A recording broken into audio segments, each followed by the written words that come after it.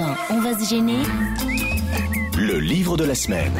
Véronique Ovaldé publie Des vies d'oiseaux aux éditions de l'Olivier. Rien à voir avec notre ami de Kersozon. Et ce livre, signé Véronique Ovaldé, était salué par de nombreux critiques dans la presse. Est-ce que vous aussi, vous avez aimé ce livre Des vies d'oiseaux? Je commence peut-être par, tiens, un petit pitch de Caroline Diamant avant Yann Moix. Caroline. Alors, dans un pays qu'on ne connaît pas, vivent des personnages. Alors on imagine que c'est un pays d'Amérique du Sud, il fait très beau et on est sur une côte qui est désertée pendant l'hiver et où il y a des gens qui vivent. Alors il y a un flic, un personnage de flic, il y a une femme qui est très belle, qui est mariée avec un homme visiblement puissant et très riche et qui s'ennuie, on dirait une Emma Bovary, une jeune fille d'une vingtaine d'années qui est la fille de cette femme et qui a disparu et puis quelques autres personnages. Et on va suivre. C'est insupportable. On va suivre le parcours de ces quelques personnages. Et voilà, les vies d'oiseaux, ce sont les leurs. Et c'est bien ou pas? C'est très joliment écrit. C'est joliment raconté. C'est comme une. Et vous êtes joliment ennuyé, c'est ça? Vous voyez une femme qui serait belle et qui n'aurait pas de charme. Ouais. Je trouvais que c'est ce que dégageait ce livre. Ah bah non. Alors. Il a pas de charme. Des vies d'oiseaux. Alors, Yann Moix d'abord ou Isabelle Motro? Je commence par qui? Si c'est Liane, moi après j'aurais plus rien à dire. Alors, Isabelle d'abord. Oui, alors moi je suis tout à fait de l'avis opposé de Caroline. C'est-à-dire que elle dit ce serait une femme belle mais sans charme. Alors que moi je pense que justement dans ce livre, moi ce qui m'a touchée c'est le charme de l'écriture. Et effectivement, moins l'histoire qui s'étire un petit peu. C'est vrai que l'intrigue amoureuse et puis l'intrigue qui consiste à savoir, parce qu'il y a une jeune fille qui a disparu, donc on essaie, on va quand même, il se savoir passe un quelque petit peu. chose alors. Au long du livre, on va essayer on va reconstituer un petit peu pourquoi cette jeune fille a disparu, où elle est, ce qu'elle est devenue, etc. Et c'est vrai que, l'intrigue est un petit peu mollassonne, mais moi j'ai été charmée par le style et l'écriture. Bah oui, moi j'ai trouvé le style très beau, mais c'est ça que j'ai trouvé beau, et l'histoire sans charme. Non, ah oui d'accord, c'est comme ça que tu vois. Ouais, Des vies d'oiseaux, Yann Moix. Alors imaginez par exemple que Gabriel Garcia Marquez ait eu un enfant avec Amélie Nothomb. Ça aurait donné Véronique Ovaldé. C'est-à-dire qu'il y a la luxuriance un peu baroque de Garcia Marquez et son obsession pour l'Amérique latine, et il y a aussi la légèreté, parfois l'humour d'Amélie Nothomb. Alors c'est une écriture qui est très sensorielle, l'ouïe, l'odorat, les parfums, tout est convoqué. Et j'aime beaucoup aussi la musicalité des titres de chapitres, je suis très attentif à ça. C'est toujours, on a l'impression de titres de chansons. Mon chagrin, qui rappelle Brel, Dans le monde moderne, qui rappelle Delerme, La mémoire pointillée, ça c'est Carla Bruni, Les yeux verts, on pense à Christophe, et Un endroit où aller, on pense à Julien Clerc. J'aime bien aussi les prénoms et les noms du livre, qui sont très musicaux, Vida, Gastorozza, Isara, il y a un chat qui s'appelle Méthylène. Taïbo. Alors c'est intéressant, Taïbo qui est un enquêteur, alors c'est intéressant parce que c'est un livre très léger et très poétique, avec parfois des naïvetés à la Prévert, mais ça parle de l'étouffement et surtout comment un mari essaye d'étouffer et de briser sa femme. C'est un livre qu'on aurait pu offrir à Isabelle Alonso. Et à Robert Etienne. Et à Stevie aussi, c'est un fils adoptif, il y a plein de prénoms intéressants. Mais si vous voulez, c'est décevant parce que le baroque qui est censé décrire ce pays imaginaire qui est une sorte de Chili qui n'existe pas, moi j'aime quand il est totalement exagéré. Alors si on veut lire un chef-d'œuvre absolu de littérature latino-américaine, je conseille le chef-d'œuvre total et définitif qui est Paradiso de José Lezama Lima, publié en 1967. C'est un livre très épais, mais l'auteur lui-même était obèse, qui avait été interdit par Castro à la sortie. Et on lit d'abord Paradiso et ensuite Véronique Ovaldé, mais je peux pas en dire trop de mal car c'est ma voisine dans le 18e et je suis obligé de dire que c'est un peu Bah ça, moi c'est honnête. Des vies d'oiseaux, signé Véronique Ovaldé, c'est aux éditions de l'Olivier. Europe 1, on va se gêner. Ciné. Motro. Pampan.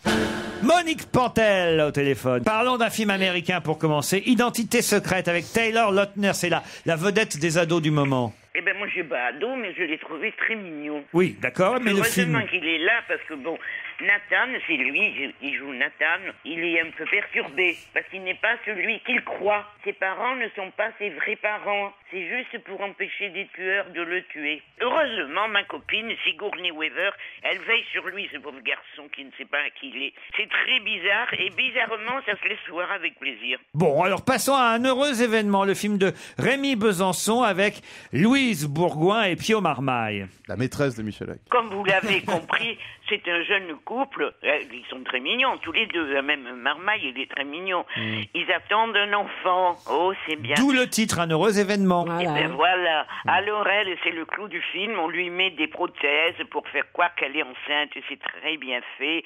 On croit qu'elle est enceinte. Et puis manque de peau, elle est vraiment enceinte. Et le petit naît. Alors là, elle sent qu'elle n'est pas vraiment une mère dans l'âme. Et ça l'emmerde, ce petit, et nous aussi. Hein, moi, et vous, Isabelle Motro? Voilà, c'est la fête des mères cette semaine, parce qu'entre ça et Winnie to Talk About Kevin, les mères en prennent plein la gueule, si j'ose dire. Parce qu'en fait, c'est pas pareil, ma pauvre fille. Non, mais c'est un peu... ça ne donne pas une très bonne idée de la maternité, on va dire, ni l'un ni l'autre. En tout cas, vous conseillez pas le film. C'est-à-dire que ça commence très bien, c'est assez marrant au début, parce qu'effectivement, quand on est enceinte et quand on accouche, il y a des tas de... de dommages collatéraux, on va dire. Mais alors après, elle règle ses comptes avec son enfant. Enfin, je sais pas, il y a un état d'esprit dans ce film qui est quand même assez malsain. On oublie un heureux événement. Et alors, parlons de We Need to Talk About Kevin, avec une affiche assez impressionnante. Hein. C'est vrai, on voit la maman et le fameux Kevin sur les affiches. Alors, c'est quoi ce film? Alors, c'est un très bon film. Ah oui? Mais d'un malsain, mais qui vous met mal à l'aise. Et mais la Tilda Swinton, qui fait le rôle de la mère, elle est géniale. Hein. C'est pour ça qu'elle a accepté ce rôle, parce que c'est indéfendable.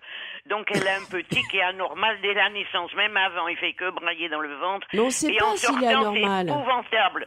Ah, je trouve qu'il n'est pas anormal, il fait caca tout le temps. Ce que je trouve... Et elle le change. Et quand elle le change, il fait exprès de se forcer pour refaire caca pour bien l'emmerder. Moi, je lui aurais foutu une tournure. Alors, passons à Un été brûlant avec Monica Bellucci et Louis Garrel, un film de Philippe Garrel. Oh là là là là, je peux pas y résister, mais cet été est très chiant. Elle joue pas, Monica Bellucci? Si, elle a les seins qui débordent de partout, mais ça suffit pas. En plus, Louis Garrel, qui est son amant, son fiancé dans le film, il joue comme un pied de chaise. Bof, rien que d'en parler, je m'endors. Bonne nuit. C'est mauvais, mais mauvais. Un été brûlant, c'est mauvais. Ça marche ça ou pas avec Monica Bellucci? Non, ça ne marche pas du tout. C'est marrant ça, parce que quand même, on nous dit partout que c'est quand même une star. Elle fait la une de tous les magazines, de tous les journaux, Monica Bellucci. Oui, mais enfin, ça fait quand même quelques films qu'elle fait où elle montre à quel point elle est plus un mannequin qu'une actrice. Hein. Les Hommes libres, un film d'Ismaël Ferrouki avec Tahar Rahim et Michael Londal. Eh ben, celui-là m'a bien plu. Ah, ben voilà. C'est un tout petit film, parce qu'il n'a pas eu d'argent pour se faire, mais moi ça m'a bien intéressé, ça m'a parlé d'un épisode, j'étais pourtant déjà née, mais que je connaissais pas. En 1942, le recteur, on dit comme ça, de la mosquée de Paris aidait les juifs et les arabes aussi, parce qu'il y avait des musulmans en France déjà, et il les aidait, et c'est formidable, c'était extrêmement bien joué par mon ami Michael Lonsdale, qui est le recteur de la mosquée, qui est humain à souhait, et aussi par le petit Tahar Rahim, qui est chargé d'espionner le Michael Lonsdale. Mais heureusement, pour prouver aux Allemands que c'est vraiment un type qui recueille les Juifs et tout ça. Mais Allah et Dieu merci, il laisse tomber son espionnage et il devient un type formidable. C'est très, très, très, très, très bien. Les Hommes libres. Ouais, c'est vraiment une bonne surprise sur un sujet qu'on connaît peu ou mal, avec vraiment des bons acteurs. Hein. Oui, non, mais c'est vraiment la bonne surprise de la semaine.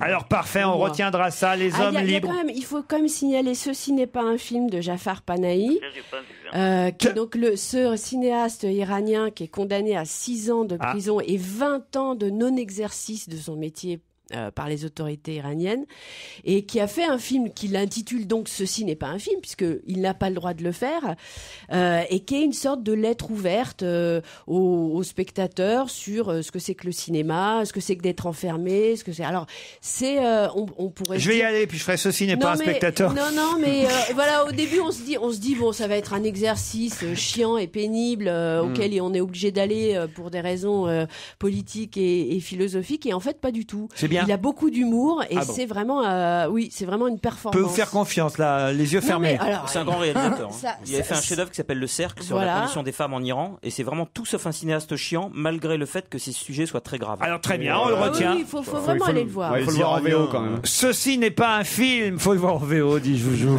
Chichinou, Chichinou, faites les voyages, hein, et vous mêlez pas de cinéma. Ouais. Franchement, ceci n'est pas un film où les hommes libres, voilà les deux films qu'on peut retenir cette semaine, et éventuellement We Need to Talk About Kevin. Ah, c'est spécial. Et puis, évidemment, les jeunes iront voir Taylor Lautner dans Identité secrète avec aussi Sigourney Weaver. Merci Monique Pantel.